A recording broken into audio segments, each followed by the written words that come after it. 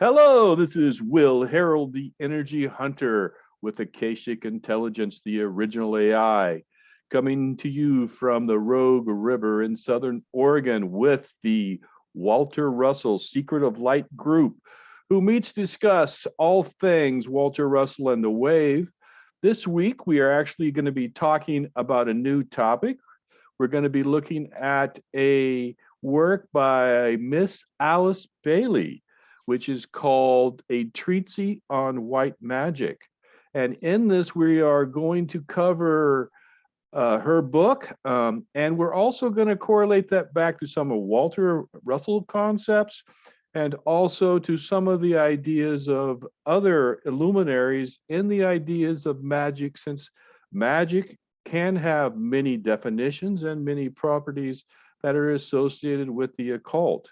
And so for that, we are going to actually look at different aspects of magic and the definition that Alice Bailey gives it, and then maybe what some other people have given it. So with that being said, let's go look at the collage that we have up on the screen. As most of you who watch this channel know, I usually put together a collage to actually cover many of the subjects that we're going to talk about during the talk. I like to throw up the visual images so that you can kind of get a feel for what we're talking about, the people and so on that are going to be part of this discussion, so that you can actually begin to kind of relate and begin to form a relationship with the person of the book and maybe the essence of the time. So with this one, this is going to be the first in this series. So it's a Treatise on White Magic, Opening Remarks, Grimoires, and History of Magic. So if we look at this collage, the first thing I'd like to say is right here in the center is Alice Bailey, a picture of her when she was, I think, in her 50s. And she wrote this book, A Treatise on White Magic. Now, this was I think the second in the series. The first one was A Treatise on Fire, which had to do more with the solar system and the cosmic. This one actually has a little bit to do more with manifestation and the human body, but refers back to the treatise and the 15 rules of magic that we'll be discussing in the future.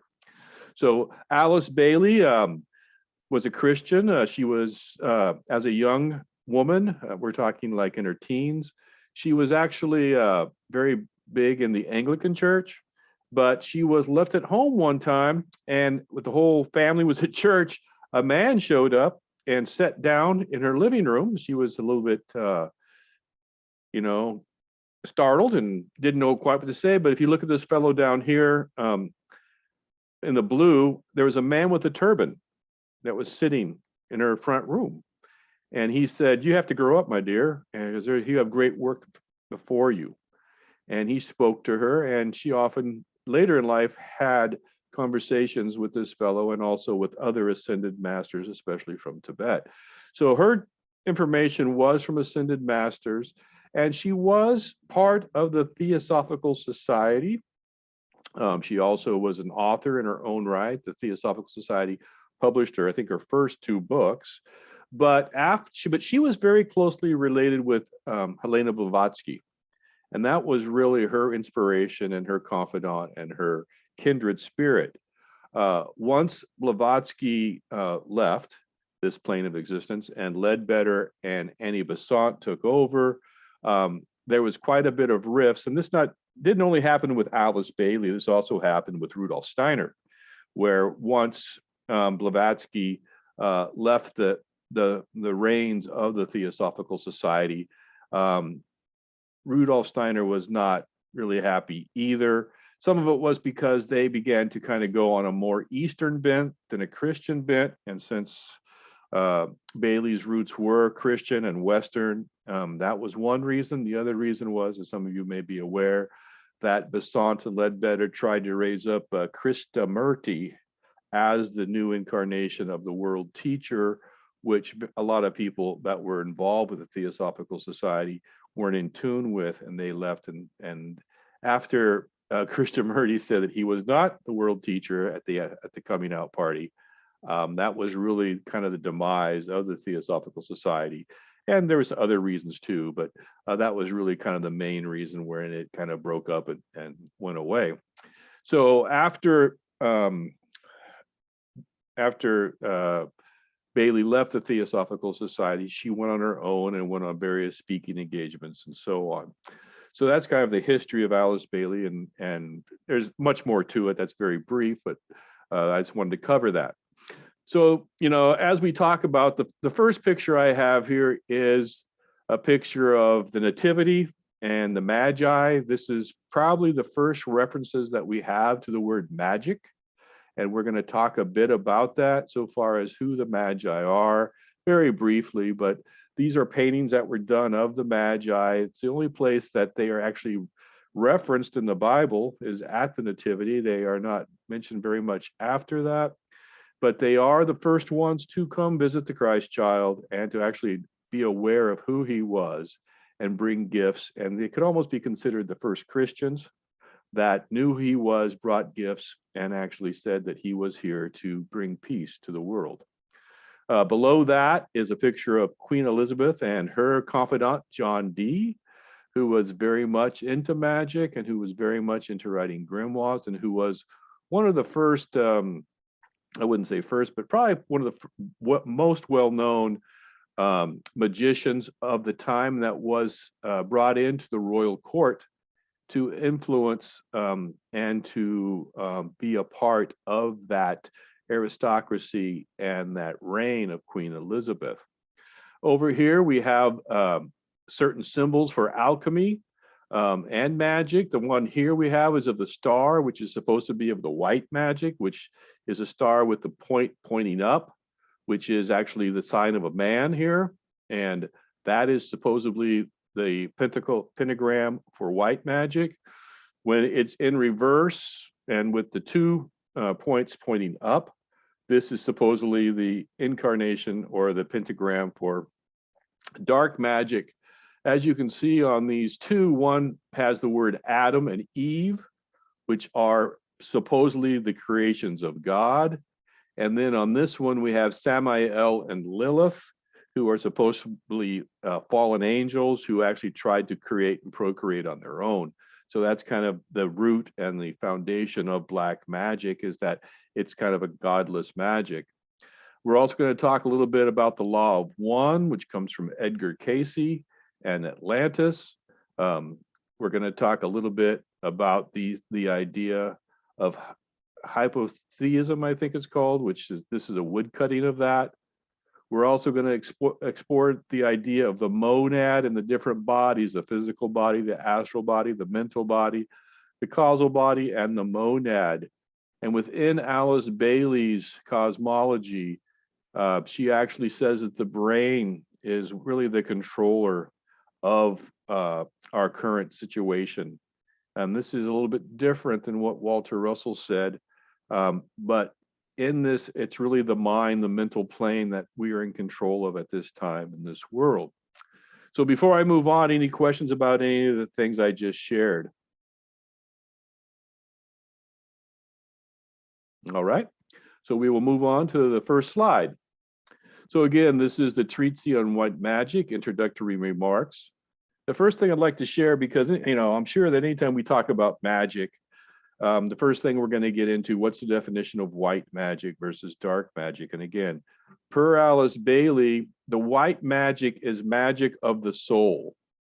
So when we have a soul, and she has a very distinct definition of what the soul is, and we're going to get back into that later on, but it's really like, the connection with God, the connection with spirit, and the connection with, the monad or the source, similar to what Walter Russell talks about, so that magic would proceed from that source. And then black magic would be the opposite. It would be it'd be magic that would be soulless magic. It would be without source, without the monad. It'd be coming from a place of separation. So it's really kind of the idea of oneness and the idea of separation, so that as we would separate and then perform magic, that would be what is considered black magic. And then, it's within some of her books, she wrote the greatest white magician was the Christ, who was connected to the source and performed his miracles and feats. And, with that, we can then, begin to talk a little bit about the Magi, as I said, when we saw the picture of the procession of the Magi, and that was at the birth of Christ, in which the three wise men, or they're called the three kings also, but that's nowhere in the Bible, really. That's kind of a later interpretation, because so little is really known about the Magi.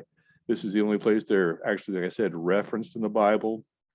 And later on in the Renaissance, after the Renaissance, and during the King James time, magicians were looked down upon, so they went away from the idea of the Magi to the idea of the kings or the wise men. But the Magi are supposedly from Zoroastrianism, which is Persia, which is Iraq, Iran, this kind of area, and they were described. Described the birth of Christ have also been associated with white magic and with Magus, a Zoroastrian astrologer.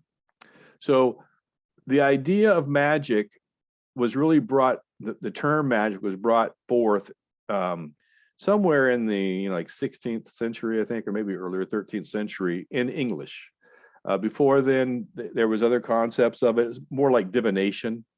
And so, like when you read the Bible, you'll see, like even in the court of Pharaoh, how Moses went up against the sorcerers and the magicians of that time.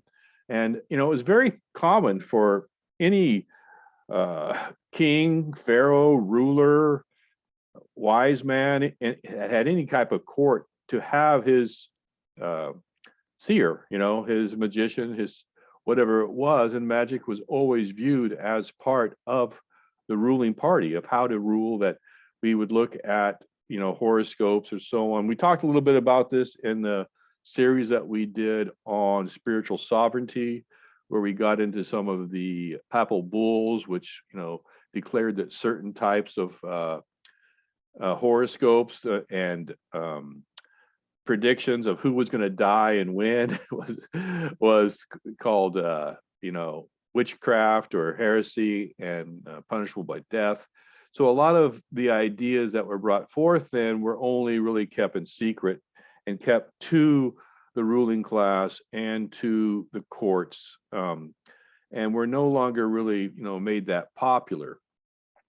Now, the interesting thing that when we look also at Atlantis and at Edgar Cayce. So according to Edgar Cayce, there were two groups of priests or sons in Atlantis who dispersed after its destruction. So the idea is that we had Atlantis, and there was kind of two warring factions in Atlantis, and they actually destroyed, per the story, Atlantis using what they call the two-eyed stone, which was a crystal that was kind of had an atomic nature.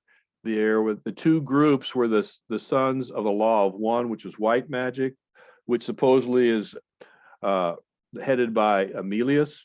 And then, so the sons of the law of one went with Serapis Bey to Egypt, and the sons of Belial, black magic, went to Babylon and Samaria and started the worship of Baal, as written about in the Old Testament. So within this, cosmology that we have of Atlantis, we actually have this separation of white and black magic, right, back at this time. And it's really the path that's taken. And oftentimes, Bailey also corresponds the idea of black magic and white magic as like the dark side, which is really the side of authoritarianism and control. So if we look at any system that has heavy authoritarianism, which is heavy control without responsibility, right? So it's heavily, they want all the authority and no responsibility. That's what they want, right? So it's like, looking at a pyramid structure with an apex at the top, and, that would be a dark scenario where we have the like a kingship role. We could look at the Catholic Church with the Pope at the top, and so on and so forth. The other idea is that, it's kind of like a upside down pyramid. That'd be more of a white magic structure where things are more shared at the top, where we're actually bringing more into being, that we have that we disperse responsibility and authority together, that authority and responsibility are commensurate with each other, rather than having all responsibility and no control, which is often looked at today in management. So that's what we really want to look at is, what is the idea of dark magic? What is the idea of maybe a control structure that's based with it? And one of the things that I came across when I was actually looking at Edgar Cayce was the idea of Belial. And one thing that we're going to talk here a little bit about next is the Grimoire Encyclopedia. But when I actually looked, as I was doing some research in the Grimoire Encyclopedia, I actually came across something kind of interesting here, which was the name Belial in the Grimoire Encyclopedia, which lists a lot of the grimoires, and we're going to talk about that. But I did find that there's actually a demon named Belial, and he actually comes into being in Germany in about the 14th century. It's the first reference to him. And it's kind of interesting about this demon Belial, that he actually has the same name as Belial as what Cayce talked about, because Cayce was a Sunday school teacher and was had a Christian background and knew the Bible very well. And sometimes you might wonder, well, did he also know about grimoires? Did he also know about these books? Did he know about these certain things because he was a channeler? And the demon Belial is kind of interesting. It says here he's the 68th spirit is Belial. He's a powerful king. He was created next after Lucifer. So he was like the second creation. He appears in the form of two beautiful angels sitting in a chariot of fire. He speaketh with a comely voice and declareth that he fell first among the worthier sort. So this is a description of him. But the funny thing is, when you look at his powers, it's politics and legal, which seems very strange, right? That you have this demon who is politics and legal, and who is kind of the spirit of the time. Now, we can go down a rabbit trail on Belial, but the thing is that with Belial, we're going to look a bit more here at this Grimoire Encyclopedia. So this is some information that I got from Richard Allen Miller on his course on magic.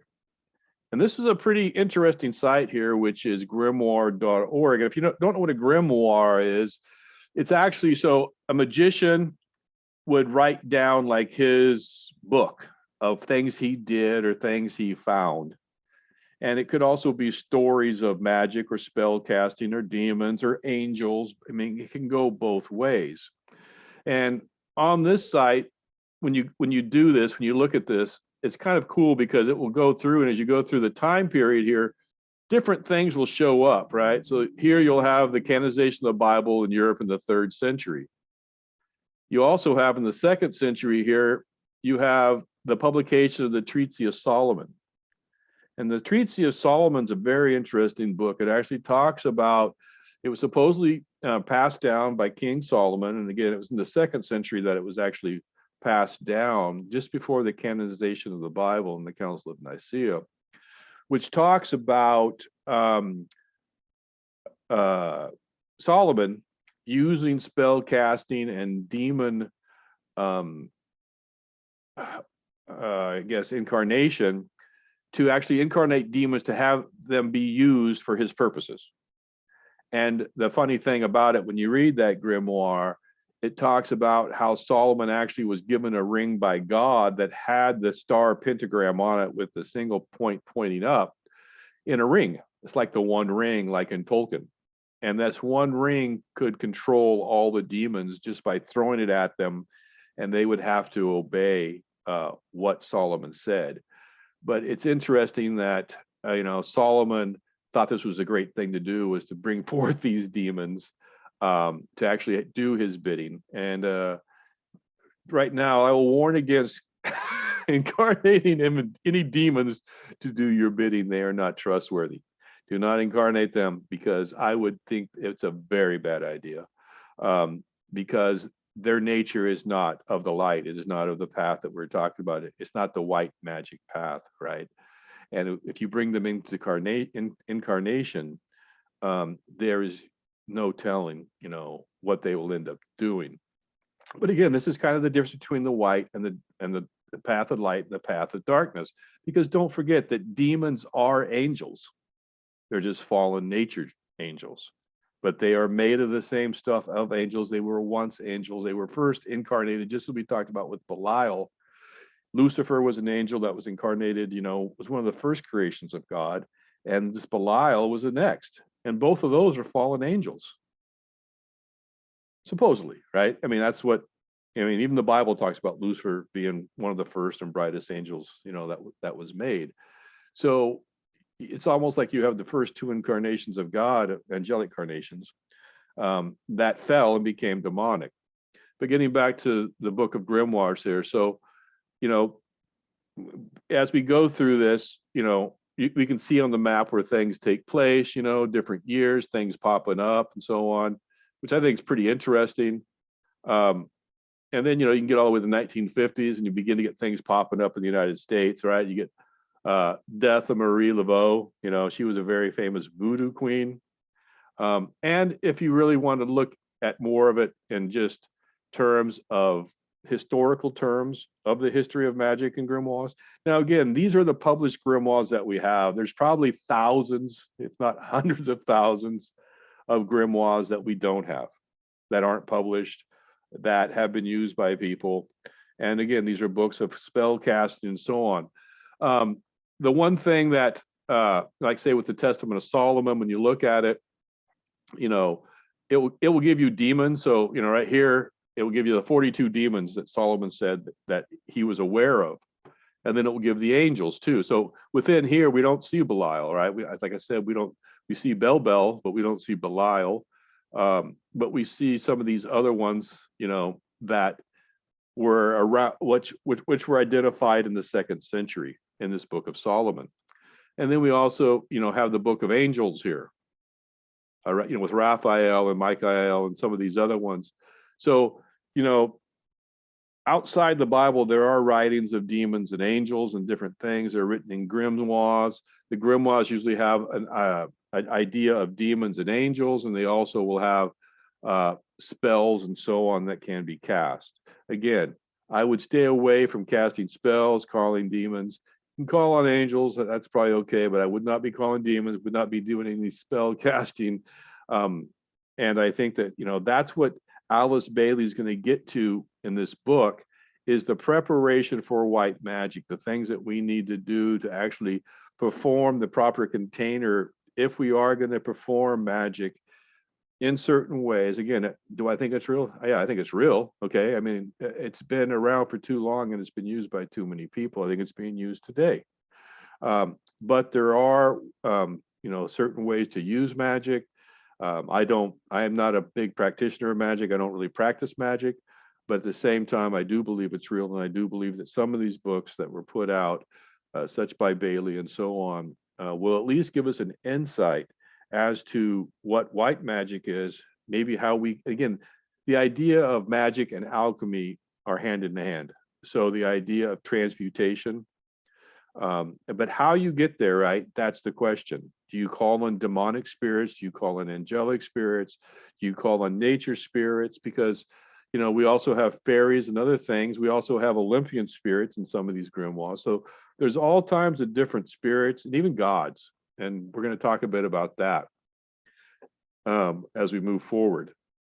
And so as we look at this and the grimoire and so on, this is kind of the idea of the alchemist here, where we have the air, the water, the fire, and the earth. And these are the symbols for that, the alchemical symbols for that, with the top being spirit. Now, I've also seen this be called ether, and I've seen it be called some other things, of akasha and so on.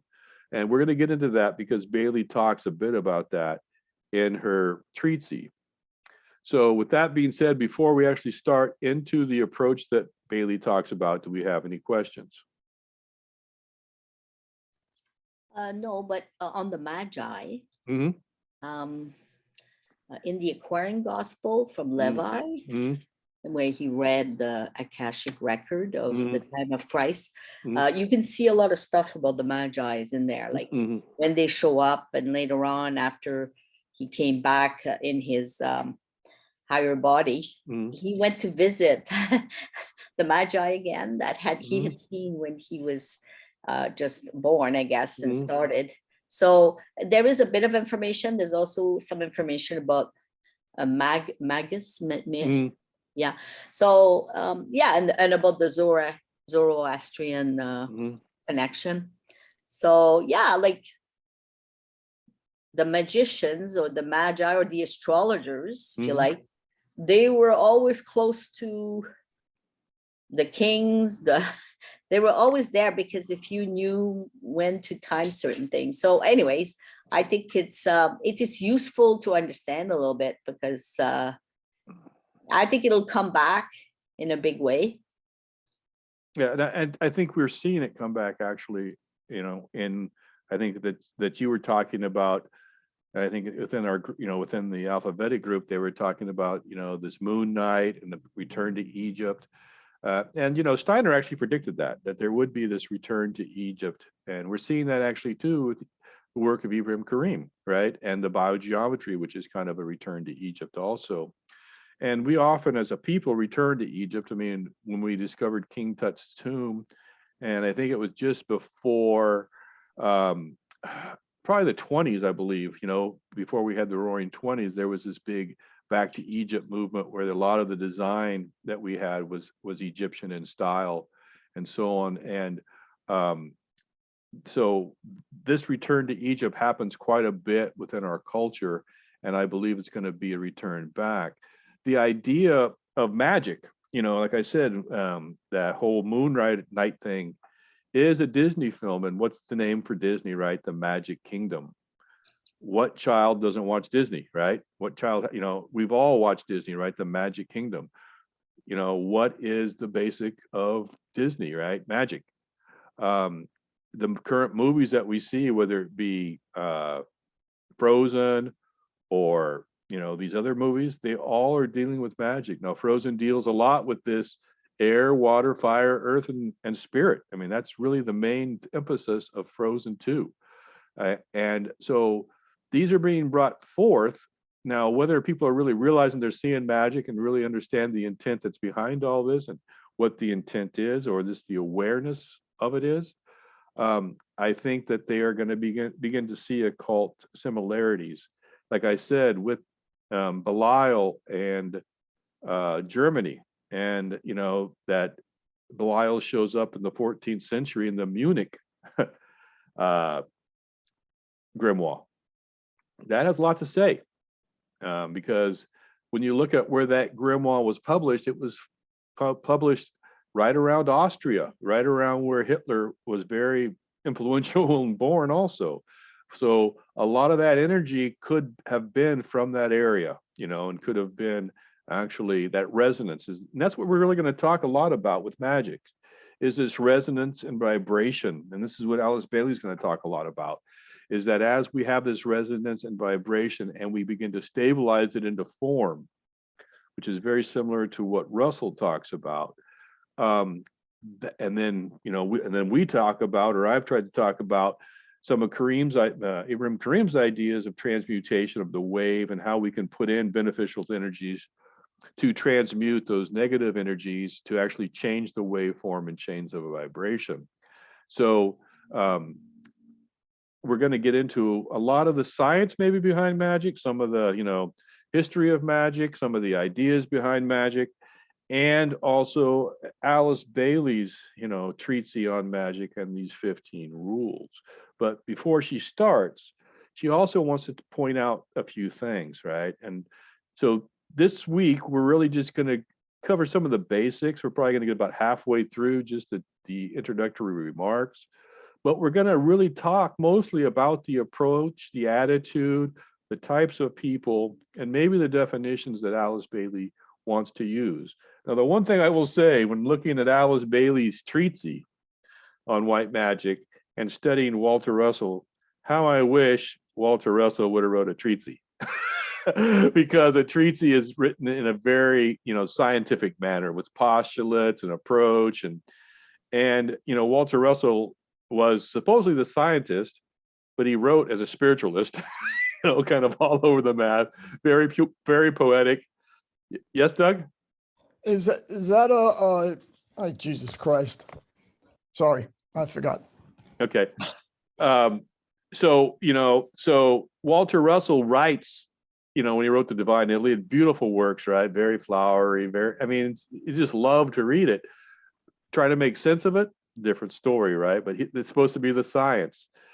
When you read Bailey, she's the spiritist, right? She's the white magician. She writes as a scientist, and so it's easier, I think, to follow Bailey than it is Russell, even though they have some of the same ideas, but some are vastly different. And we're going to talk about that as we go through Bailey's work. So the first thing, so before I go on, any questions about what I've covered so far or comments? Yeah, Doug. What's a treatise? It's kind of a treatise. It's kind of like a paper that you would write that would be a scientific type of work that would actually follow a format, kind of like when you write a term paper, how you have a certain form you follow while you write a premise and then three, the idea of a treatise would be a document that would be published or submitted for peer review type of thing. And so it'd have a very definite format and structure. Thank you. Okay, so we're going to start off with the treatise. So the first thing that Alice talks about is the approach. And so it's kind of like she's saying, this is how you should approach this document.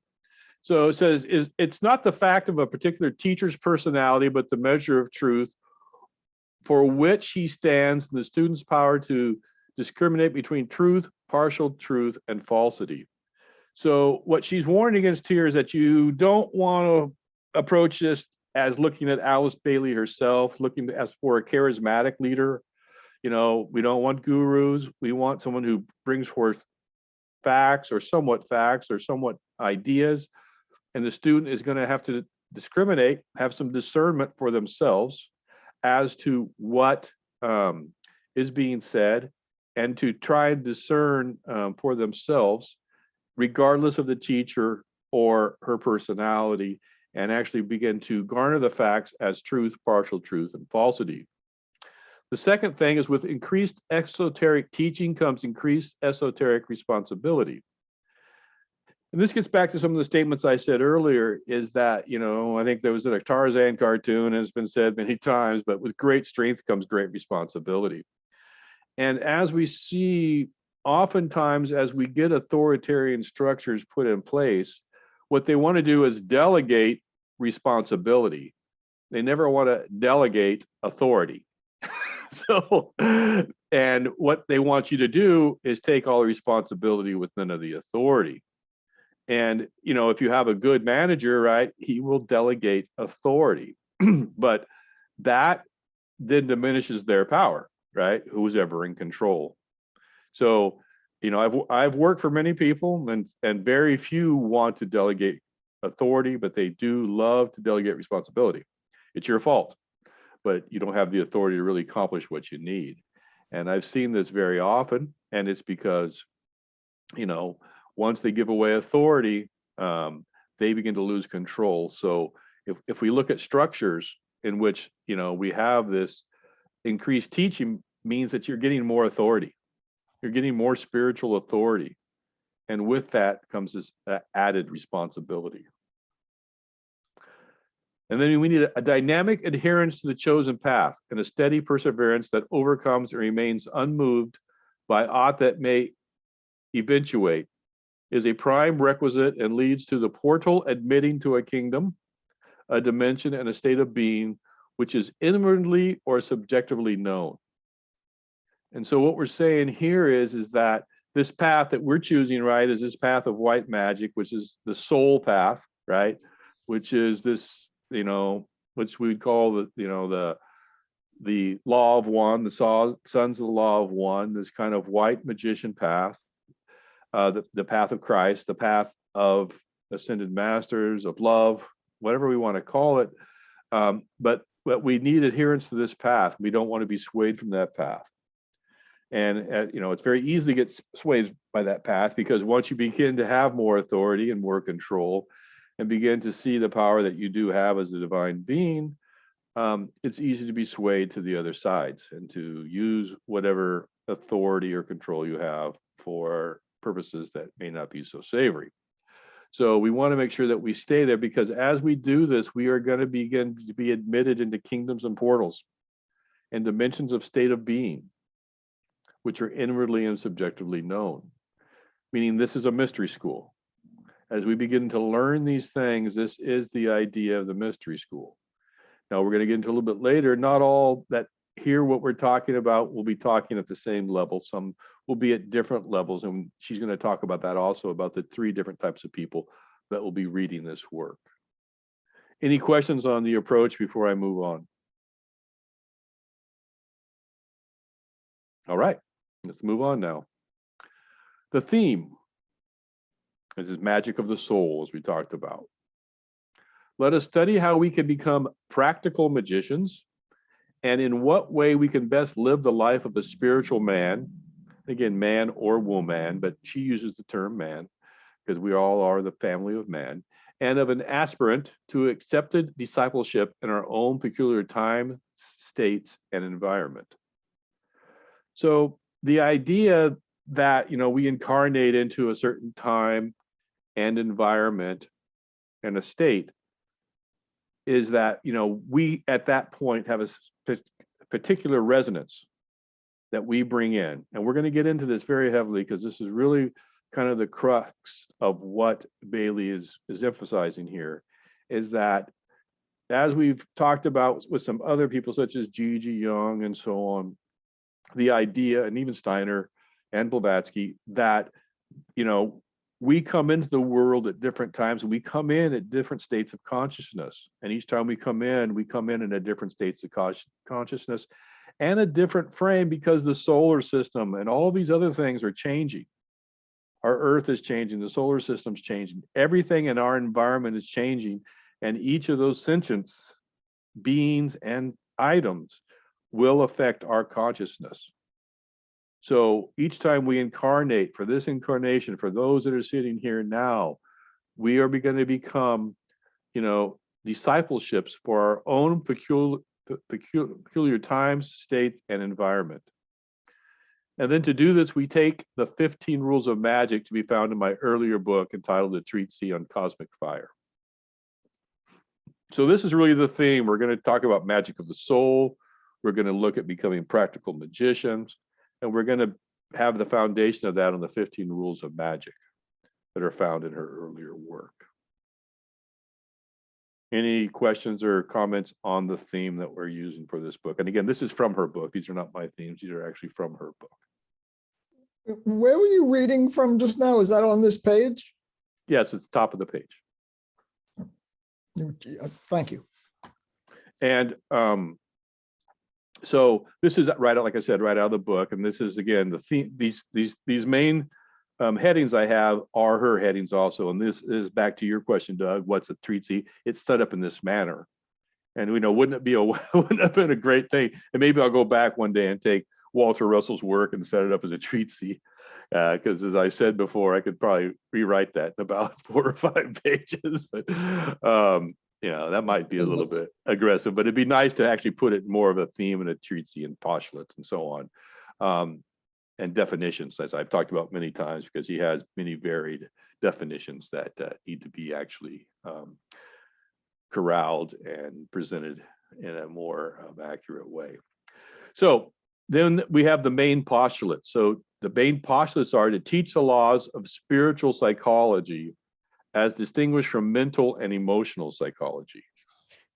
So again, we're talking about, you know, these are actually the different bodies, right? When we go back to the actual idea of the planes of nature, which is Abraham Karim calls them within Theosophy, we also have these different planes. Steiner talks about them. You know, these are not new ideas. They come from Ayurvedic. They come from Greek ideas also, but within this, we have the spiritual plane, we have a mental plane, and we have an emotional plane. And these are different bodies that make up the one body, which is, the human body, right? Or a man's body. I'm trying to get away from the word human, because in the sovereignty things I'm saying human is not a good term. It's really more of man, the body of man. So I'm trying to stay with the name man versus human.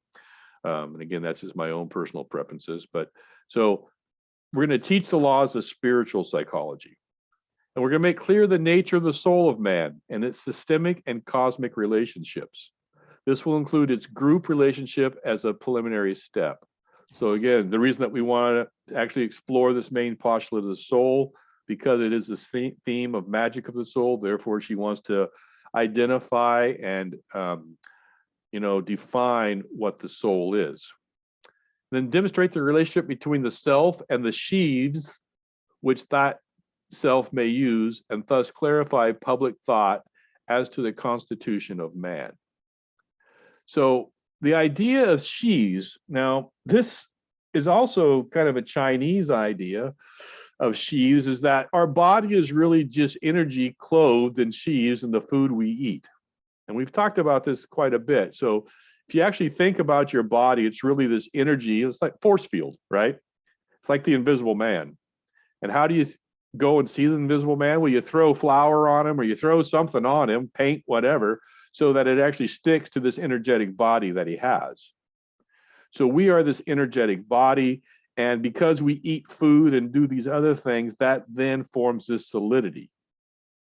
Walter Russell would say it's all light that we compress and so on, and these are all forms of light, but it also has this whole basis right within, the gravitation and radiation, that as we go through these waves, these elements are made, and some of the elements become more and more dense. So we can look at it in a Russellian term of, the idea of the elements that are being made within the wave, or we can actually look at it as the matter that we consume, and these sheaves that we put on actually form the solidity that we see. Because we all know that we are not solid beings, right? That we are made up of atoms and things that have more space between them than what they make up. But because of our view, because of our ideas of reality, we see everything as being solid. And then we're going to elucidate the problem of the supernormal powers and give the rules for their safe and useful development. So again, getting back to the idea that, with great authority comes great responsibility. With great esoteric knowledge comes greater responsibility. She wants to set down these rules that as we talk about these supernormal powers, we want to give rules for their safe and useful development. Any comments on what we just talked about in the main postulates? I really like the way you, I guess, integrate Russell with the fact that when we eat, we build up the sheets. I've never thought about it that way, And I mean, they might talk in here that obviously when we meditate or we make certain sound, we attract different elementals, but really the idea as well of what you eat, what you breathe, and the invisible thing that you're saying, like sheets. Wow, I've never thought of it that way, but it's a very good picture there. Comes clear to me anyway. Thank you. Any other comments before we move on to the three types of people who respond to this book? All right. So the next thing that we're going to talk about here, which Alice talks about, is, again, like I said, there's different postulates and there's different levels of people that are going to read this book. Just as each time, I know that each time I picked up the Bible, as I was going through that, the many times I read it, I would always see different things based upon where I was spiritually in my own mind, what experience I had had, and where I was in my growth and development. So a lot of this, just because you may not be, on the third level, that you might only be the first level, doesn't mean that you won't, actually achieve a third level, right? It just means that at this present time that you may only be at the first level and you may not want to become an initiate. That's a different story, right? As we talked about with Russell said that all men want to know God. I, actually said, I don't believe that. I've met too many men who didn't want to know him. So I can't say that all men want to know God. Maybe in their you know, inner knowing, maybe in their inner desires they may, but that was not always conveyed to me by all men. So I can't actually make that statement. So I can't say that all people are going to want to be initiates, you know. They may just be curious seekers, you know. And so each person is going to come to this book with an idea, with a different idea of what they want to take away from it. And that's okay. And she's going to identify what, and she's breaking it down into 3 types of people that are going to come to this book with what their desires and what they were going to want to take away from it. So she's going to talk about, so those open minds, so the first ones are those open-minded investigators who are willing to accept its fundamentals as a working hypothesis until these are demonstrated to be erroneous. They will be frankly agnostic, but willing temporarily in their search for truth to try out the methods and follow the suggestions laid down for their consideration. So what they're going to do, you know, just like people may do with the Bible or the Quran or other spiritual books or any type of book on certain ways of life or methods, they will come to it with an open mind until they find that its hypotheses are erroneous to them. And if they are erroneous and they are false, and they're going to say, I judge it false and I don't need it, I'll move on. And then we're going to talk about the aspirants and disciples. They will study this treatise in order to understand themselves better. And because they seek to help their brother man, they will not accept it dicta blindly, but will experiment, check, and corroborate with care the stages and steps laid down for them in this section of the teachings of the ageless wisdom. So this term ageless wisdom is that term that Bailey uses to talk about, you know, what we call the mystery schools, right? The occult teachings. So that there's been throughout the ages, you know, from, I guess we'd say Lemuria was probably the first, Mu, Lemuria, Atlantis, Egypt, you know, the Vedas, you know, all the way through, that there's been this idea that there has been an ageless wisdom that has been understood by few, which, you know, we would call the next step, which is initiates. And then, you know, whether or not you believe that or not, it's a whole different story too, right? But there has been teachings that have been brought forth, and that was Blavatsky and Theosophy and so on, and, you know, Tibetan, and, you know, I think there's many people who believe there is, you know, that's the whole idea of the enlightened community, right? That there is an ageless wisdom that we've either forgotten or it's been hidden, or we haven't been taught, or it's been, you know, changed in some way. So there are those who are going to look at this, and they're in an effort to help their fellow man, right? They're saying, you know, I'd like to help my fellow man.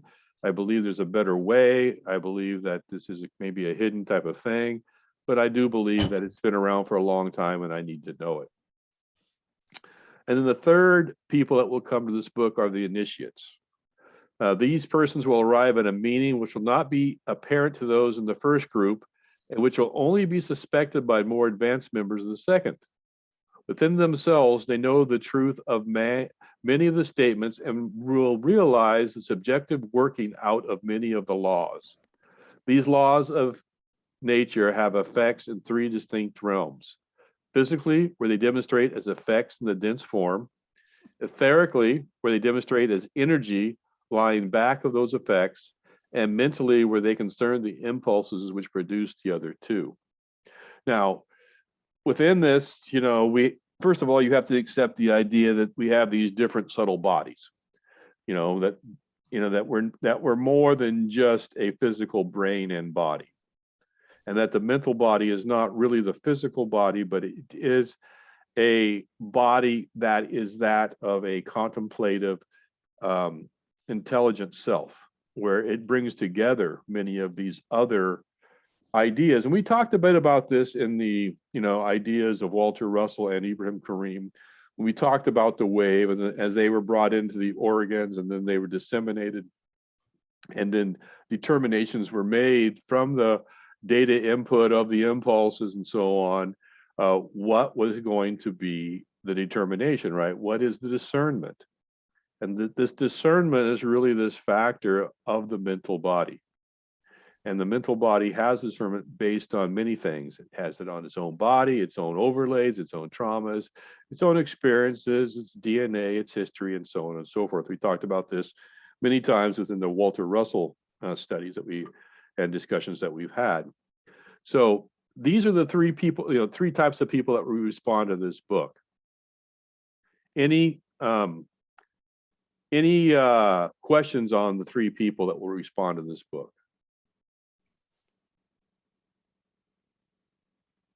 Okay, now we're going to get back to the fundamental postulates.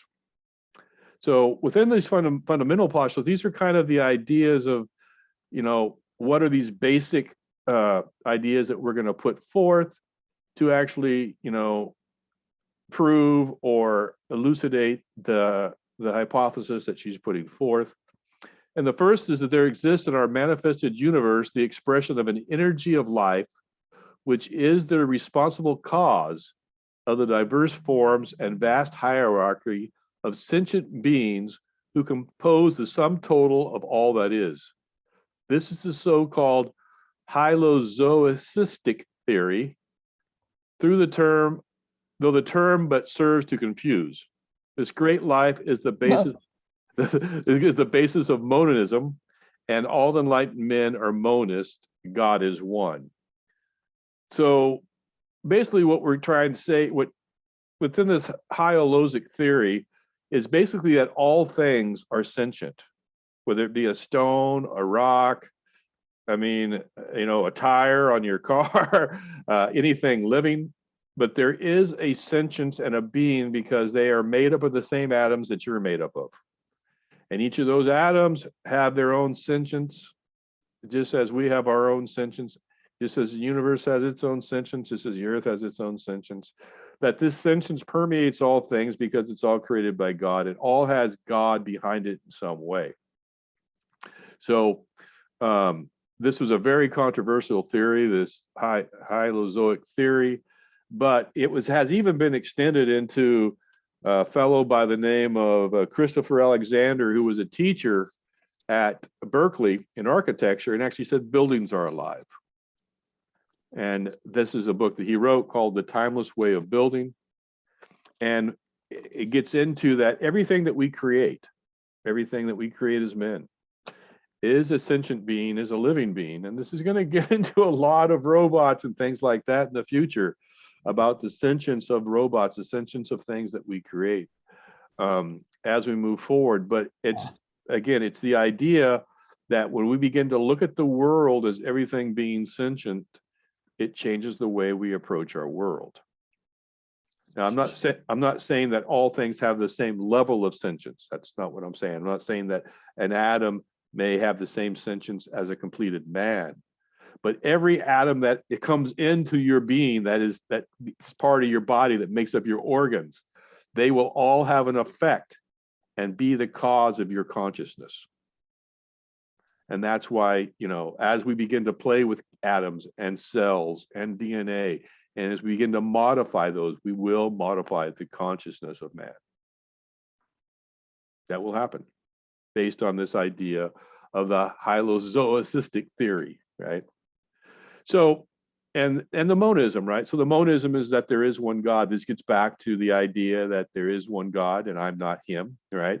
This gets back to Walter Russell, the idea of source. There is one source. This gets back to the idea of the law of one, that there is one God, right? These are all, as we talked about in the very first pages, right? And with Cayce and Atlantis, the law of one. So there's the path of the monist, right? The monist is going to go down the path of there is one God, there is one source, and all things, as they say in the Bible, proceedeth from the Father, right? Not that the Father, it's better to be a man and it's all about men, and that's just the idea of the Father, which within Bailey's ideas and within this Hylozoic theory, we actually have what we would call the spirit, right? And this is the spirit. The spirit is life. The spirit is the Father. The spirit is positive. The spirit is darkness, okay? Then we have matter. Matter is form. Matter is mother. Matter is negative. Matter is light. Now, these are the ideas that Bailey's putting forth. I actually put up here, like I said, I wish, Russell would have done something like a treatise, because I put together this for gravitation and radiation, right? These are the two concepts that Russell has. Gravitation is life. Gravitation is father. Gravitation is positive. These kind of correspond to what Bailey's saying. But then we get that father, that gravitation is light and hot, which is actually contrary to what Bailey's saying. She's saying it's darkness, right? Then we have radiation. So radiation is death, where we have form here. Radiation is mother. Radiation is negative, but then radiation is cold and dark in space. And so really, form would actually go under gravitation in Walter Russell's, because that would be matter and form. And radiation is space and cold and darkness.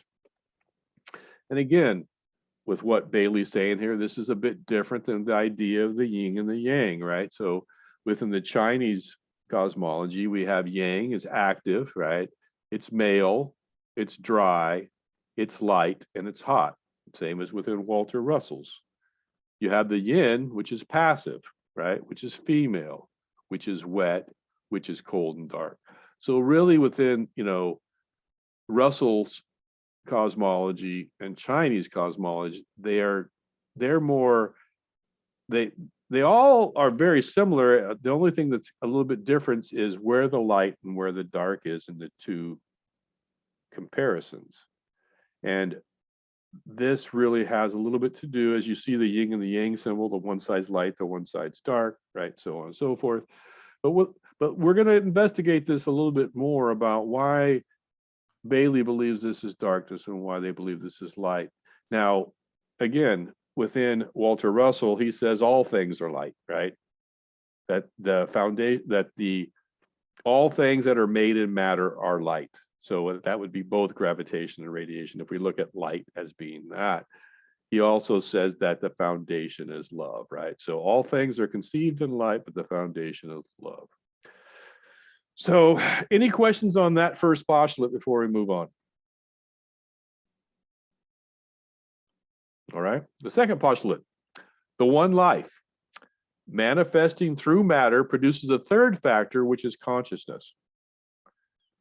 So what we're saying here is that this consciousness, which is the result of the union of the two poles of spirit and matters, is the soul of all things.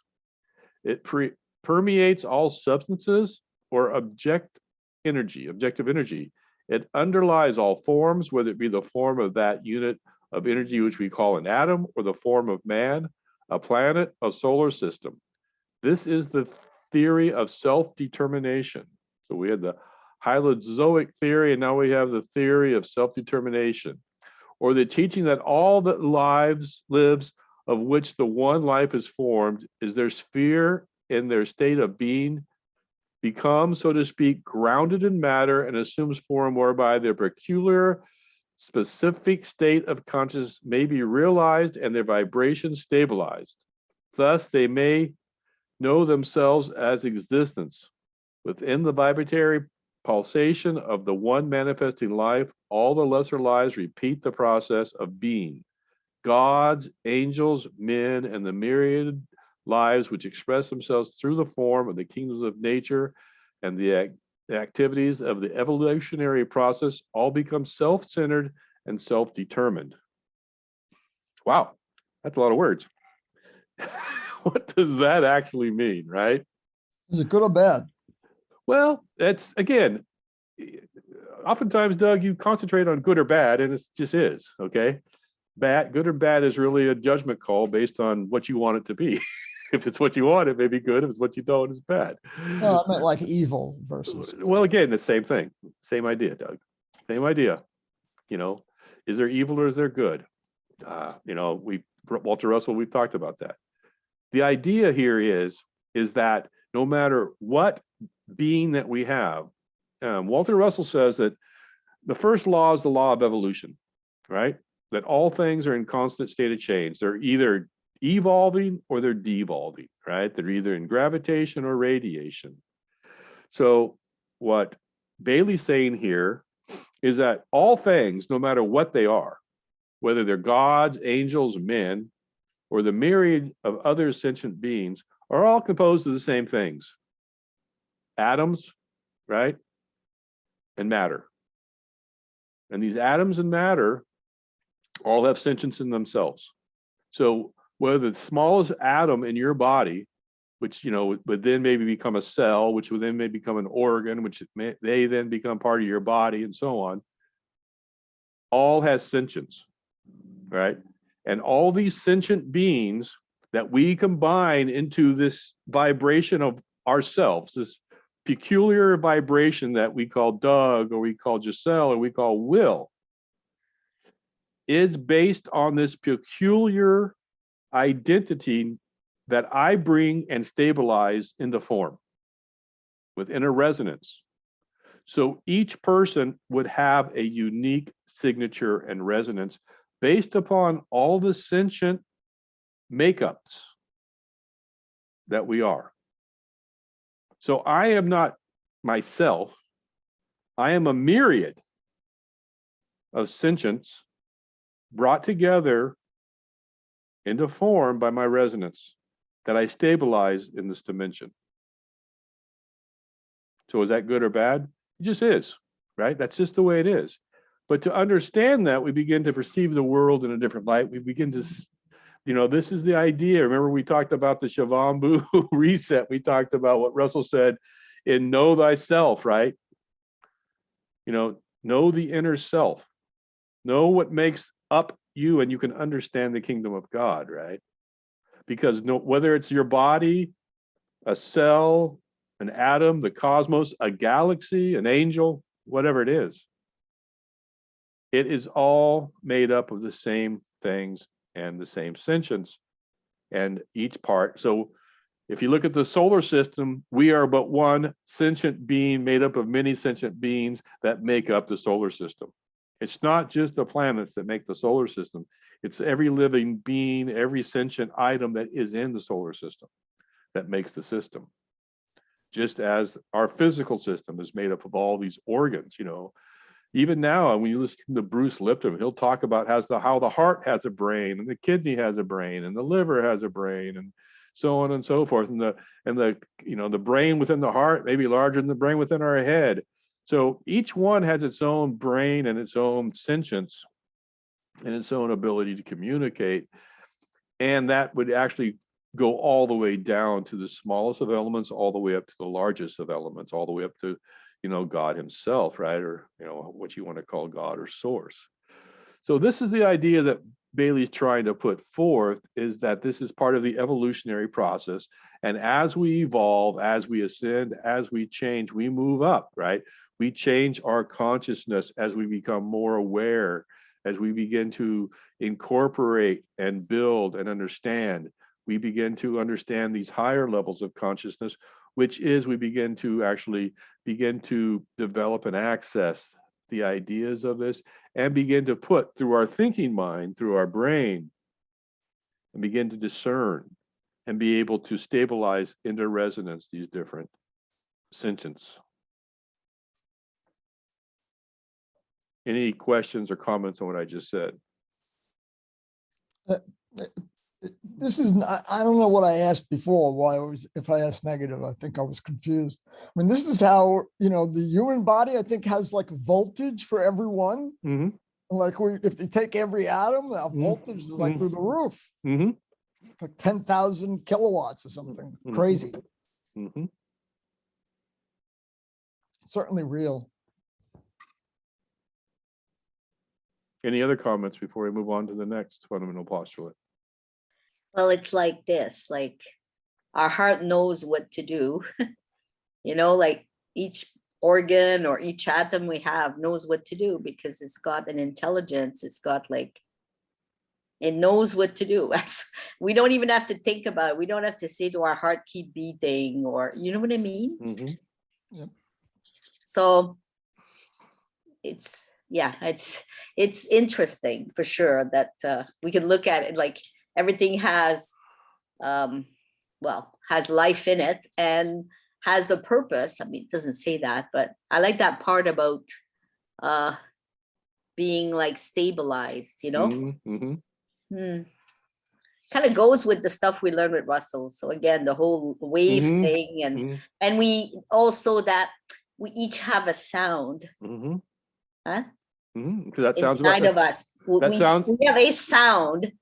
That sounds a vibration, right? I mean, Yeah. that's really what the sound is, right? And it's all unique. And so we, you know, I think that Bailey will later call it, we all have our own note, right? We each have our own note, our own sound. So I like that idea that we're all unique, you know, in our own way. and even, you know, this is what Rife was looking at when he was looking at the idea, you know, where he actually created this microscope that saw the frequencies of each individual, you know, organism. And he found that each one had its own unique resonance and vibration, right, and frequency. And that's where he, you know, he actually was more of a germ theorist, right, and thought that some of these things should be killed and so on. And so he was trying to develop equipment that would, you know, speed up the vibration of each element and kill it off in a way for disease. But you know, this has been known scientifically that there is a vibration and resonance that is unique to each entity or element or, you know, manifestation in matter. They fucked Rife. I mean, he had it nailed. Did they kill him or just throw him out? No, they just like what happens oftentimes, they just destroy his work and everything was gone. And then he just eventually just went away, right? Again, they disintegrate, right? We disintegrate. That's what happens. We begin to lose ourselves because we put too much of ourselves into our work sometimes. And when the work is gone, we are gone. The object of which life takes form and the purpose of manifested being is the unfoldment of consciousness or the revelation of the soul. This might be called the theory of the evolution of light. Elucidate the problem of the supernormal powers and gives the rules for their safe and useful development. Veiled and hidden by every form lies light. Who does that sound like? Right? Walter Russell, right? He said everything is light. The substance is life, the foundation is love, is what Walter Russell says. So again, Bailey's, you know, right on point with Walter Russell on this also. And again, she actually came before Russell, so maybe Russell is right on point with Bailey, right? All lives manifest cyclically. This is a theory of rebirth or reincarnation, the demonstration of law of periodicity.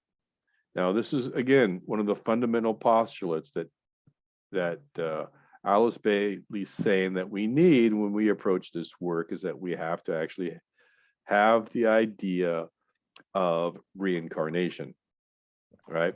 Because this is the idea of evolution. As I said, through reincarnation, we either evolve or devolve.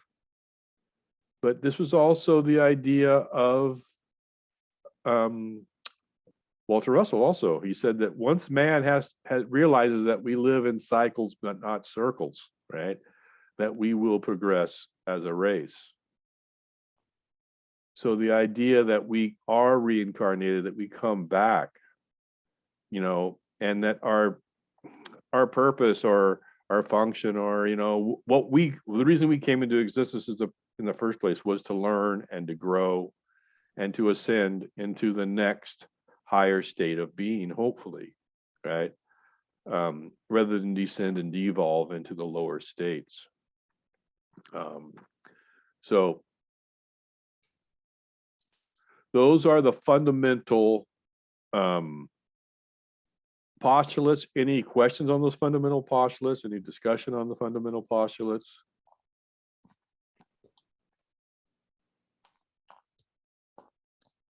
All right.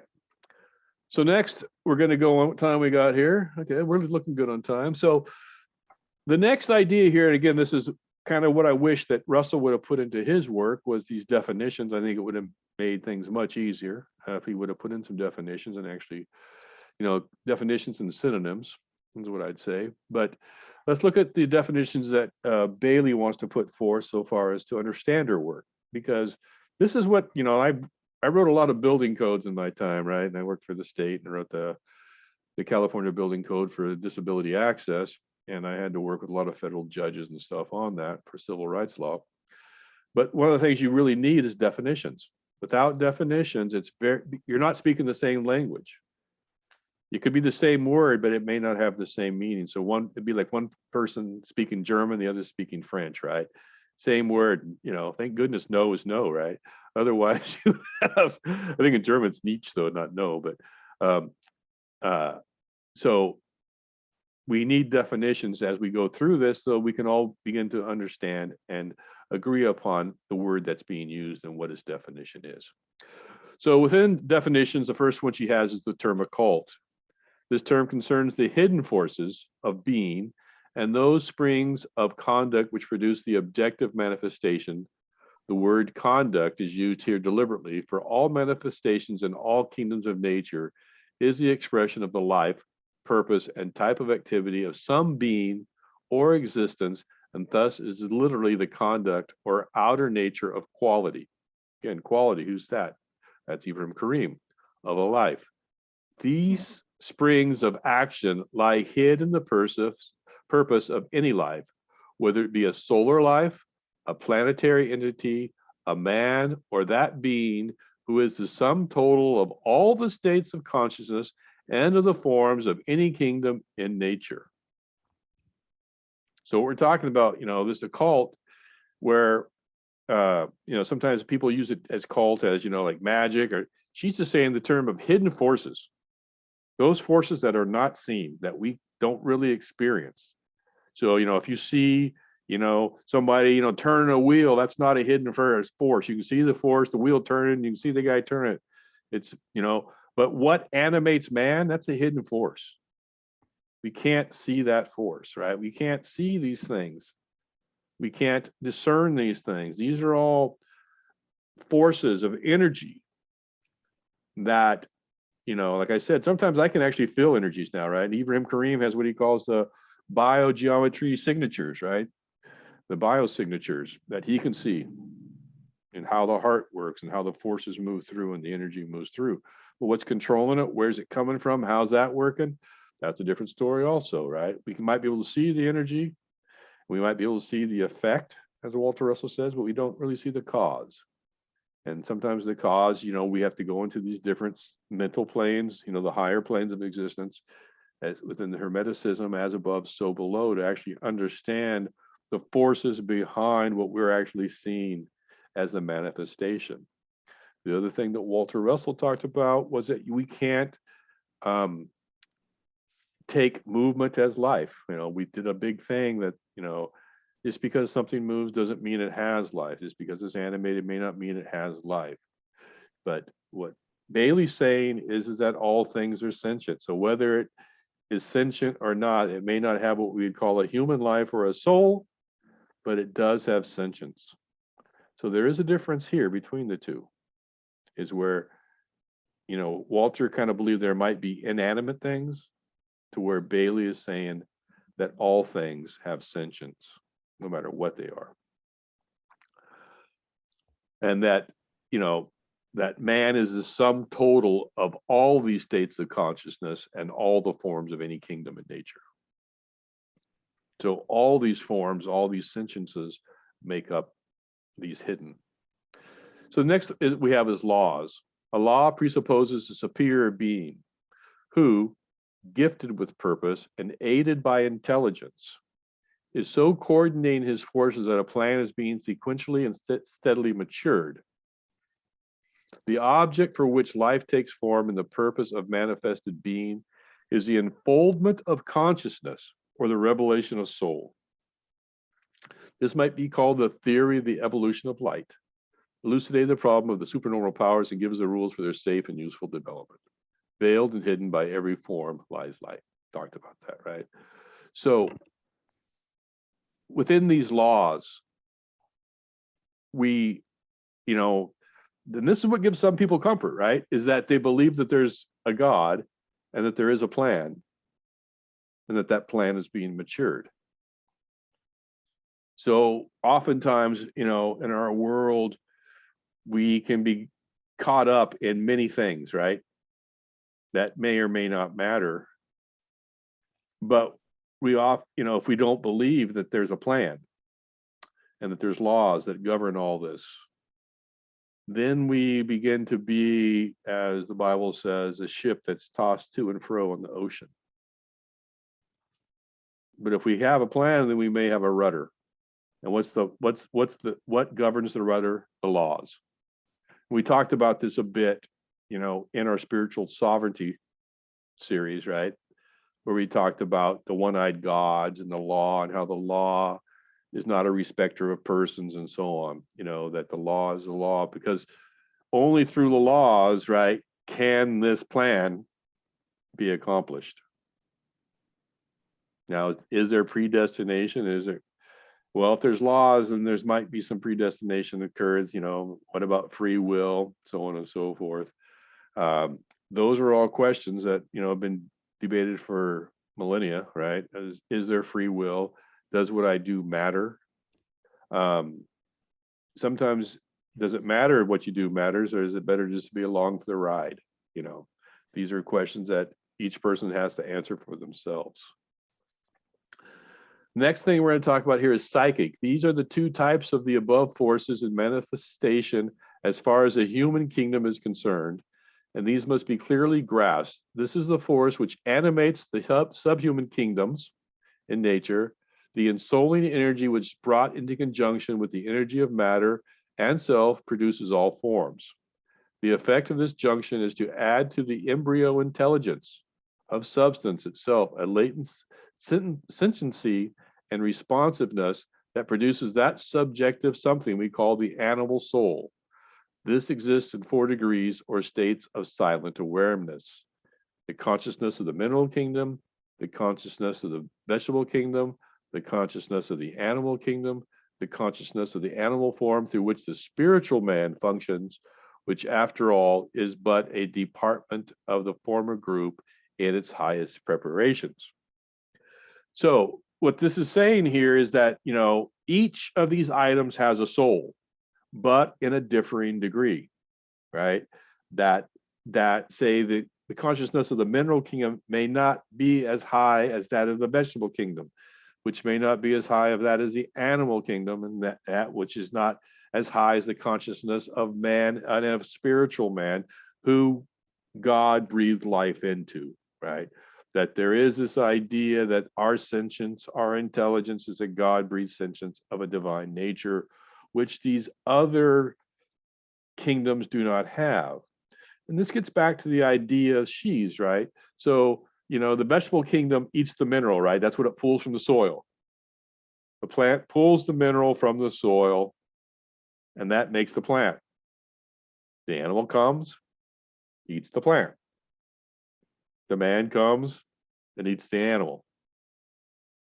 Therefore, we are made up of all these intelligences that we consume and all these levels, right, of consciousness from which we consume.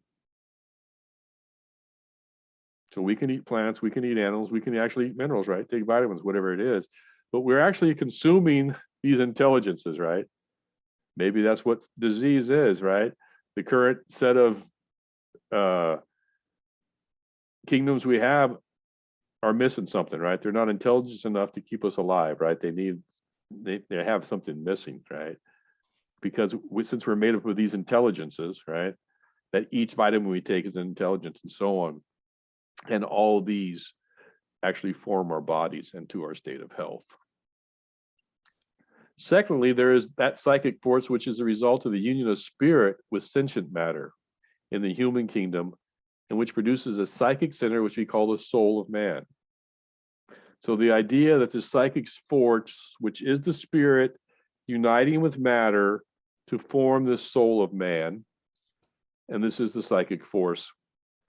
And the psychic center is a force center, and the force of which is the custodian of which it demonstrates brings into play a responsiveness and an awareness which is that of the soul of the planetary life, a group consciousness which brings its faculties and knowledge of a different order than that in the animal soul.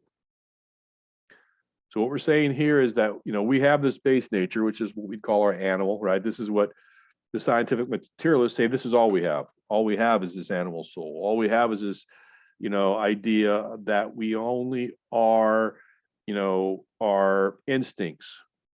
And then this is what Russell talked about too, is that we had instincts, but then there was this higher form, which was this knowing, right? This knowing idea, because this knowing was connected to source. And that's what Bailey's saying here, is that we have this spirit, we have this knowing, and that's going to connect with nature, which then is going to create, what we've talked about before is like, we're now an antenna. We're now a DNA supercharged antenna, which is supercharged by spirit, which now gives us the ability to commune through soul existence with source. Now, the animal kingdom may not have this. It may, it doesn't look up at the stars probably and say, wow, those are stars. What are those things up there? What are those lights, right? It's not really concerned with that. It's kind of just concerned with, I'm hungry, I want to be fed, I'm cold, I want to get warm. What's that looking at me? I smell a lion and I got to run. I mean, that's what the animal kingdom's concerned with, right? Just survival, instinct, and so on. It's man who is introspective, right? Who says, why am I here? Who am I? So on and so forth. Okay, so the next definition is unfoldment. This is the life at the heart of the solar system, is producing an evolutionary unfoldment of the energies of that universe, which is not possible for a finite man as yet to vision. Similarly, the center of energy, which we call the spiritual aspect in man, is, through the utilization of matter or substance, producing an evolutionary development of that which we call the soul, and which is the highest of the four manifestations, the human kingdom. Man is the highest product of existence in the three worlds. By man, I mean the spiritual man, a son of God in incarnation. The forms of all the kingdoms of nature, human, animal, vegetable, mineral, contribute to this manifestation. So within this idea that man is unfolding and is at the heart of the solar system, right? So all of this, the solar system, and this gets back to, some of the very early teachings where people were saying that the earth is the center of the universe and so on. And what Bailey would be saying is that man, right, is the center. That man, the incarnation of man, is what all these other forces, right, of gravitation are building, is man. And when you think about that, it actually makes you feel more divine, right? It makes you feel like you have more divine purpose than just some guy on a spinning rock. Whether you believe it's flat or round doesn't really matter at all. What matters is, do you believe that you are the unfoldment at the heart of the solar system of all these forces working together? Because once you realize that, right, you realize that you're greater than what you've been told. And if all these forces are working for you, not against you, then as we begin to understand how to manifest and to transcend and to transmute these forces, what abilities can you envision, right? And then the next thing we're going to talk about here is knowledge. And this is where I think a lot of people actually get confused also, is that, and this is where I actually agree with Steiner, and which I think Bailey agrees with also, so that there's theoretical knowledge. And this includes all knowledge which man is aware of, which is accepted by him on the statements of other people or by specialists in the various branches of knowledge. And we can see this every day, right? We see people arguing over theoretical knowledge that they have no true, experience in or experience with. It's just theoretical. And they may have certain aspects that I saw this, I saw that, but it's not extensive. And it's really, this idea of that it's book learning, or it's, and this is what Steiner said, that, all books are are beneficial, but they're all opinions. And that it's really what we'd call theoretical knowledge, right? And then we have discriminative knowledge, which is also called empirical knowledge, which has in it a selective quality, and which possesses the intelligent appreciation and practical application of the more specific scientific method in the utilizations of tests, the elimination that which cannot be proved, and the isolation of those factors which we will bear in investigation and are in conformity with what is understood as law. Okay, so, we can call it scientific knowledge, but we've also talked about, the slit test where things go through, a particle goes through and it's supposed to come up a certain way, but then we find out that the observer has the effect on the end of the test. So we may have discriminative knowledge, what effect we had, what effect the time of day had, what effect the people in the room had. This is what, again, like I said, is what William James called radical empiricism, right? Where we have to take all these factors into account. The Mandela effect, is that real? Is that something that's going on, right? How is this actually going to be affecting this discriminative or empirical knowledge? And then we have what Steiner says is the only true knowledge, which is the intuitive knowledge, which what Russell calls the knowing. And this is the intuition is in reality only appreciation by the mind of some factor in creation, some law of manifestation, and some aspect of truth known by the soul, emanating from the world of ideas and being of the nature of those energies which produce all that is known and seen. So again, this is kind of the idea which I call Caycic intelligence, right? Which is the knowing. That there is this knowing that is actually, known by the soul, emanating from the world of ideas and being of the nature of those energies which produce. So again, this gets back to Russell, right? That we are the creators of our reality, that we are the manifestors, and we put forth through this soul knowledge all that we see, that we take as reality. So a couple of statements that she makes after these definitions is, the past is purely speculative from the standpoint of the average man, and the future is equally so. So, the past is really based on who wrote it, did the winners or losers write it? What was their bent when they wrote it? And the future is equally, because basically we try to take the past to predict the future. So if the past isn't knowable, the future can't be knowable. It can only be subjection. So, but he himself is the result of the past, and the future will work out of the sum total of his present characteristics and qualities. So what's this saying is that the man himself, even though he may not know the past, he is a product of the past. He is the product of his family traumas, of his previous incarnations, which he may not know, of the previous events that happened. The man himself, and he is on a trajectory to become the future, regardless of what he thinks and anticipates and knows. It is put in place by these cosmic laws and characteristics of qualities. Back to the idea of qualities, which we've discussed with Walter Russell and also with Ibrahim Karim's information.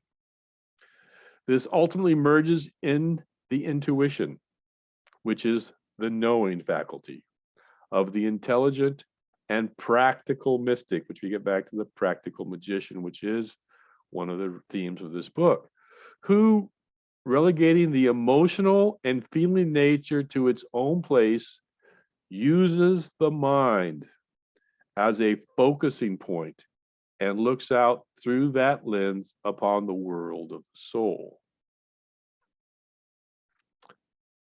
So within Alice Bailey's work, she's saying that we put away the feelings, right? We put away the etheric emotional body. So Alice is not viewing this through the heart, right? She's viewing it through the mind. And she's saying that the mind, we're going to use the mind as the focusing point. So we're going to use the discernment of the mind to focus all these other, the knowing faculties of the intelligent and practical mystic. Any questions on what we've talked about in these last items of definitions?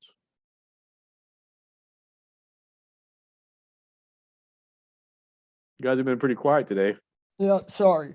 I was thinking though, didn't we go over something like this where every thought that ever thunk is out there?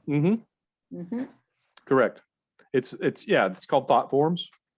And this is what Walter Russell talks about also. This is why I said that the root, when I was teasing the Rosicrucians on why they were so dire, right? They said, well, everything we say goes out into reality, right? So we want to be very careful about what we say. But I said, well, maybe put some humor out there. It might be a more fun world. They were more, they were very much into that everything that they said or thought was manifested. And again, I think that it may be manifested, but I don't know if the desire that's behind it actually brings it and how long it lasts.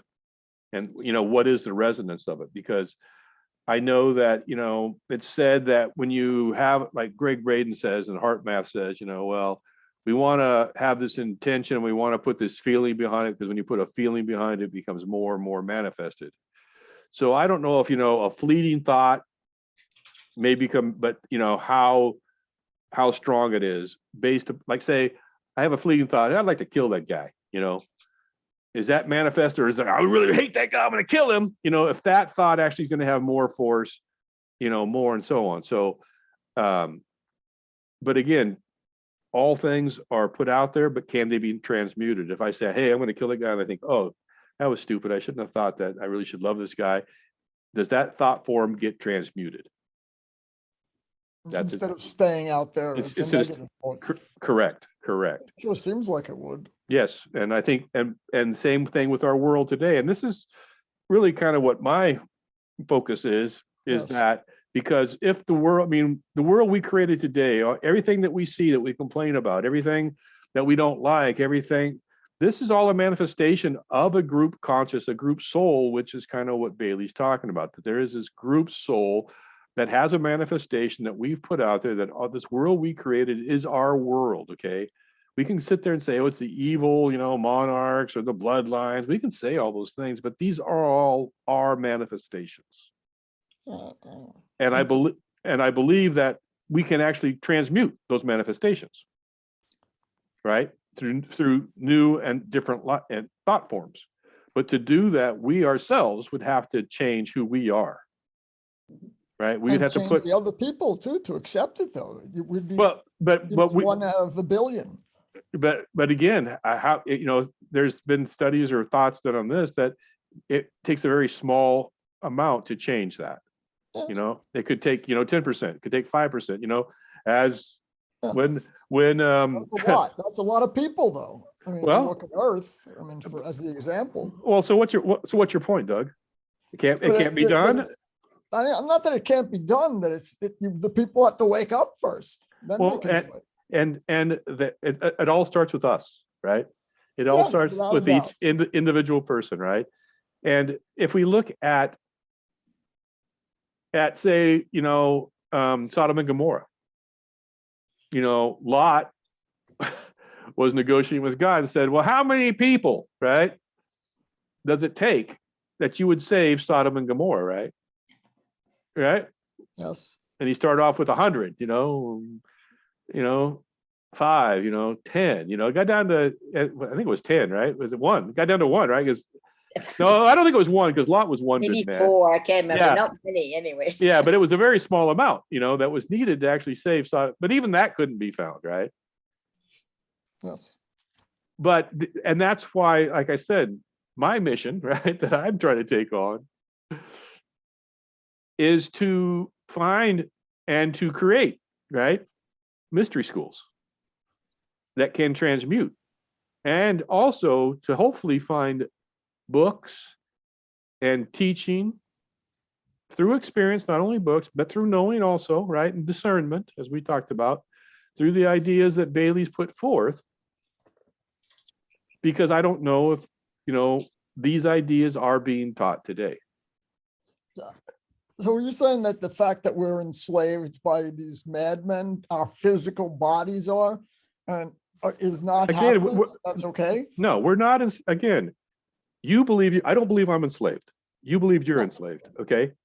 I don't believe Well, I I'm don't mean enslaved. I mean, if you don't pay you think you own your land. If you didn't pay the taxes, you don't own it anymore.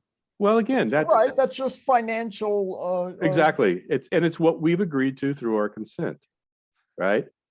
Yeah, We've but si- Well, How you're does- you're saying there's no trickery, that no one tried to do something negative? No, that's not what I'm saying. I'm not saying what I'm saying is I am in control. I am not a victim. There is trickery, but I'm a What grown. about people that are, just brainwashed, that they are victims? But again, Doug, the only thing I can control is myself. Okay, all right. I can't tell you what about the other people. That's not, Yes, and yes. what my job, what I got what my purpose is to actually begin to bring people forth, right? Yes. And oftentimes we may not do because we do not have the tools. And just as Ibrahim Karim created the tools to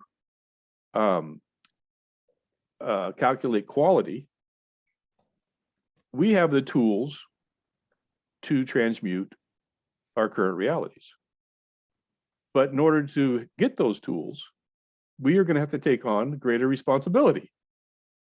We can't no longer give away our sovereignty. We can't say, I'm going to let you take care of my health, and I'm going to let you take care of my law, and I'm going to let you take care of my streets. I'm going to let you take care of my governments. And this is a lot of work, right? This is a lot of work. And this is why, as we go forward in our incarnation, in our manifestations of our reality, in our ascension, we will have to take on, as we get more knowledge, we will have to take on more responsibility. And it'll be few of us. There'll be few who will do it. I don't agree, I don't believe that everyone's going to do it, because when everybody does do it, from what Buddhas say and everything, that's when the world ends, when we all ascend, right? And we're all enlightened. And again, I don't know how many it's going to take. I just know that for myself, I don't want to be a victim. I don't want to, I do not believe that that it's in my greater interests to look at, madmen or bad men, because again, I believe that I am a divine creature who manifests all that is in my world. And I take responsibility for all that is manifested. If somebody says something mean to me, I don't know what I did. I could have done something. It may have been a platform I put out there. But once we can actually begin to look at the world, and this is what Walter also says, as this cinematographic screen that I am projecting, and get away from the victim mentality. And even, I look at like even angels and demons, where these grimoires are written, that angels and demons are actually the same thing. One has a different nature. But what do I want to manifest? I mean, when I showed this thing on grimoires, it often, how many people are going to go run and look up demons before they look up angels? That's just our nature, right? Salacious nature.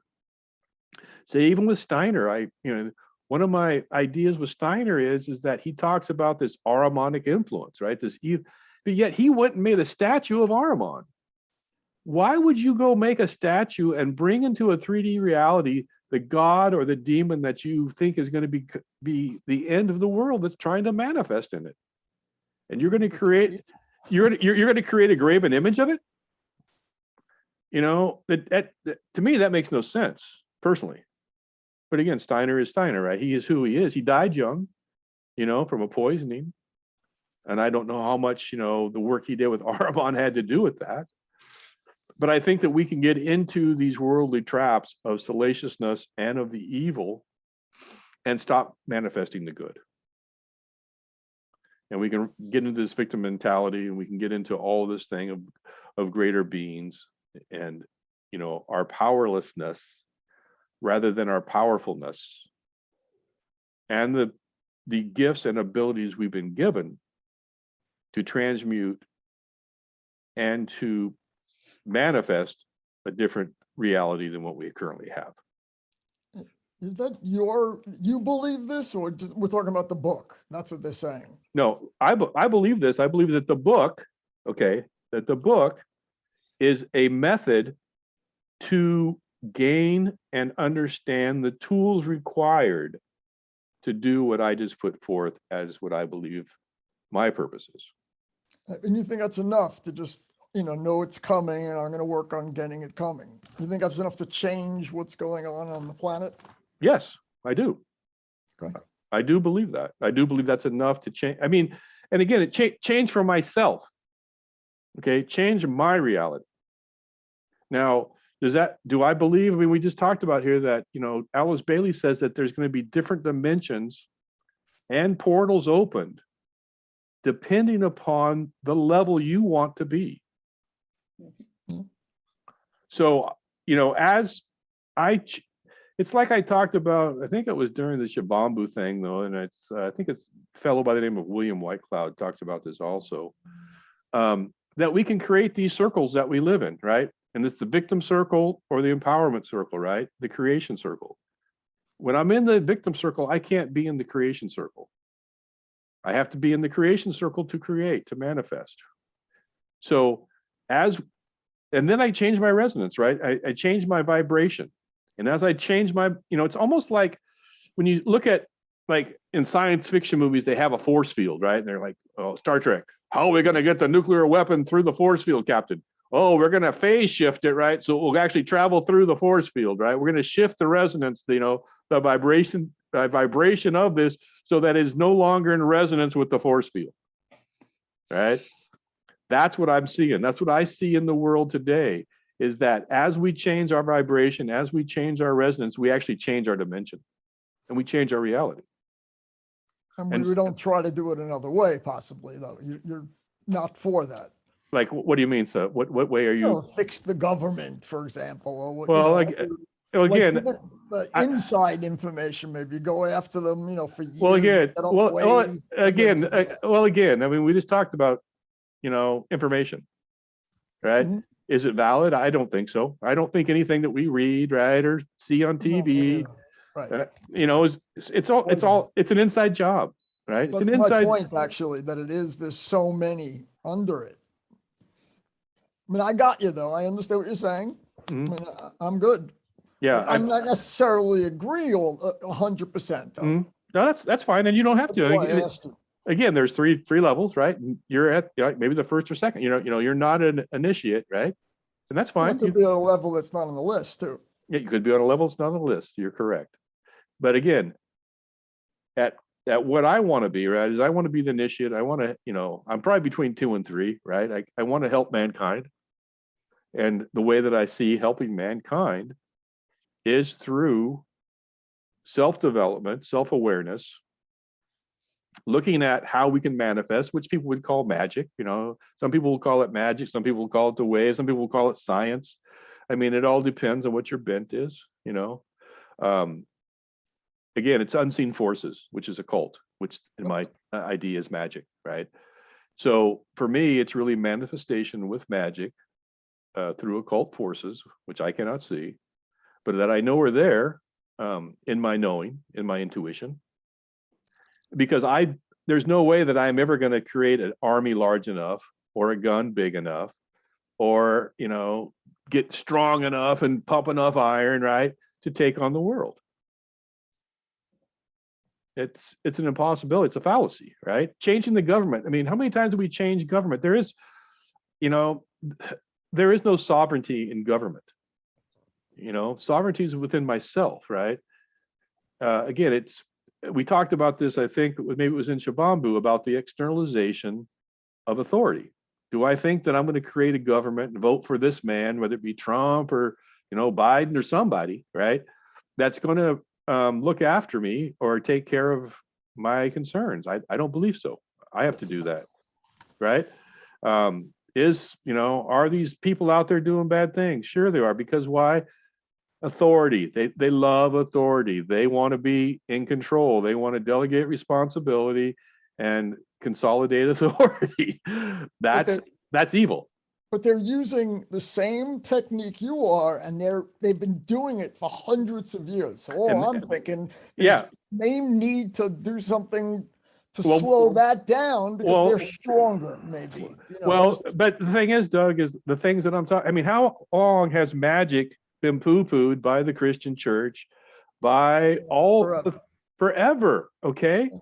And so all the good, they're using it. They don't want you to use it. They want to kill us. Well, again, so all I'm trying to say is that we need to embrace and look at using the powers that God gave us to manifest in this world. Go ahead, Grant.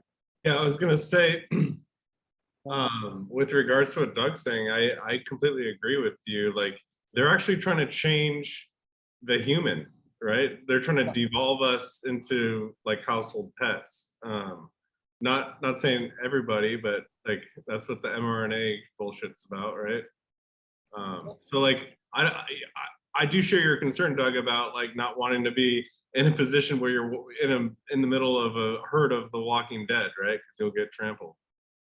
I want to offer a bridge perspective too. That that is a permeating collective worldview.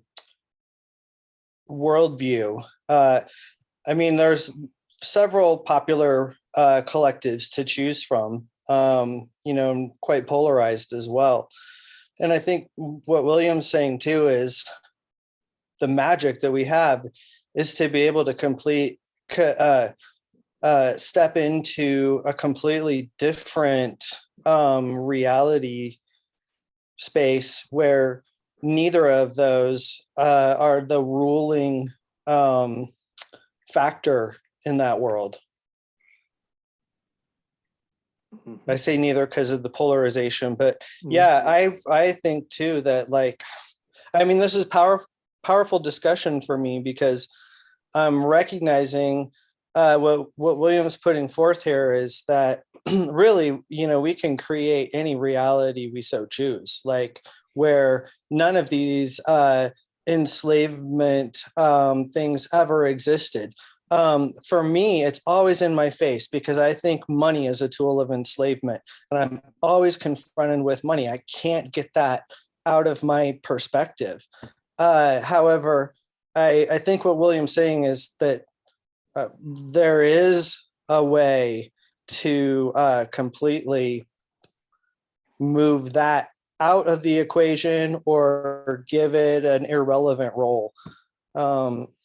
That's my idea. And I agree with that completely. What all I'm thinking possibly is that the game, it requires, a certain amount of energy to get past that first line. Just what you're talking about.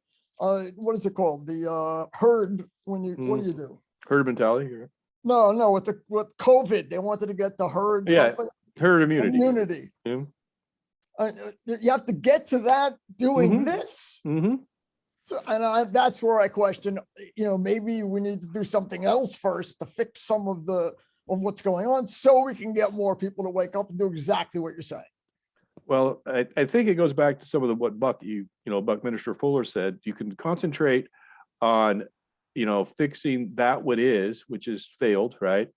And then you really have to look at whether or not the ideas of government, right, of these things that we thought or think are our answers.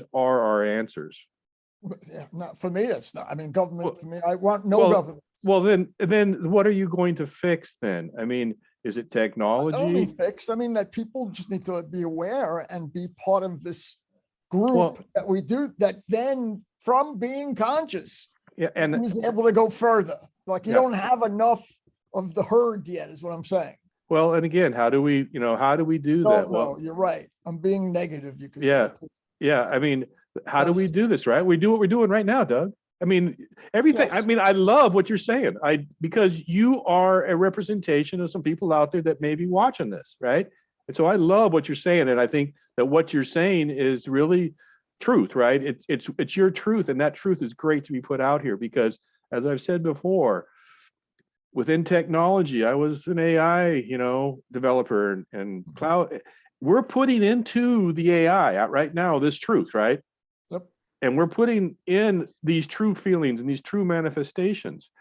And so as we begin to do this, we may, like I said, the things 5 years ago, I wouldn't have said any of this. Okay. I would not have said a word of what I'm talking about right now. All right.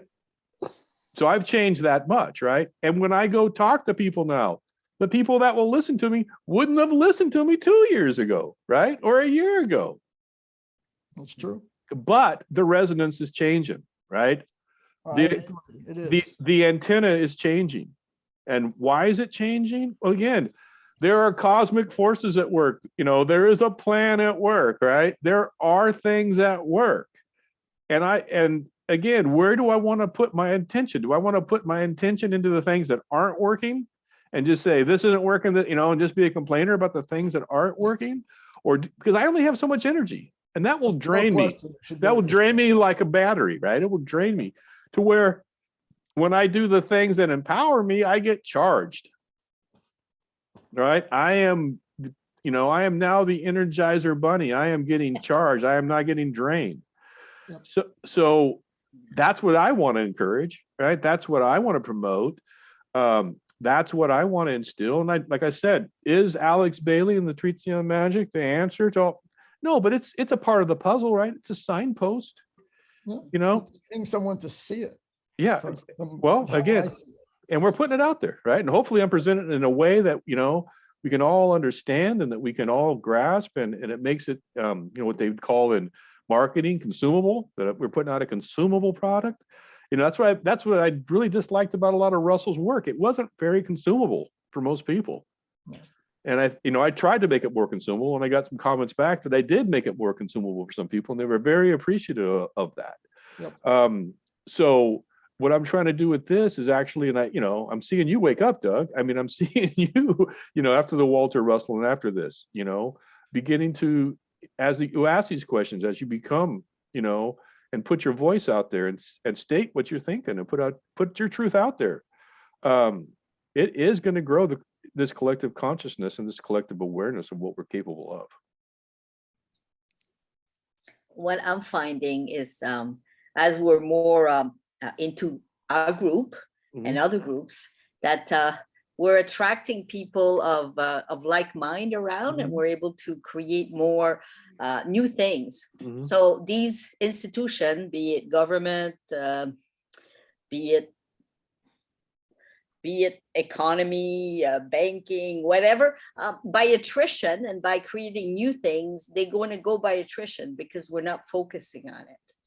So we have gifts. We come from different paths, if you like, because we are all unique. So some people are meant to be, in the law thing. Some people are meant to be in the gardening or the healing, but so there's all kinds of workers around the world. There's all kinds of groups like this. We're just one of many. We may not know about them, but they're there doing what we're doing. It's just, like we're just at the beginning of this one, and it's exciting to me anyways. And there is a lot of stuff out there that we've seen in our lives, and we're seeing coming to when you have disintegration, when something is reached its peak and it's disintegrating, it tries to grab to dear life. And it's going to keep talking about it like, oh my God, like we have to hold on to this because, but what they don't realize, it's going to have to crack, dissipate, because we'll be creating the new, So there's a lot of talk about all this bad stuff, but that's actually a good sign because it means it's at its end. So anyway, I'm enjoying this totally, like, that you actually found this, because it's in cycles. It's time for us to at least get an idea how we could develop these faculties, you Mhm. know, and see what we can bring, you know, in our own way anyway. And my problem is I watched some other video, like, you know, like 2 hours ago, Mhm. you know, so it sort of threw me into that Mhm. direction while we're Mhm. doing this now. So Mhm. very common. Normal. We Yeah. all go there. Mhm. It was actually a good one though. Oh, good. I put it up in the AV. Okay. Anything else before we close out?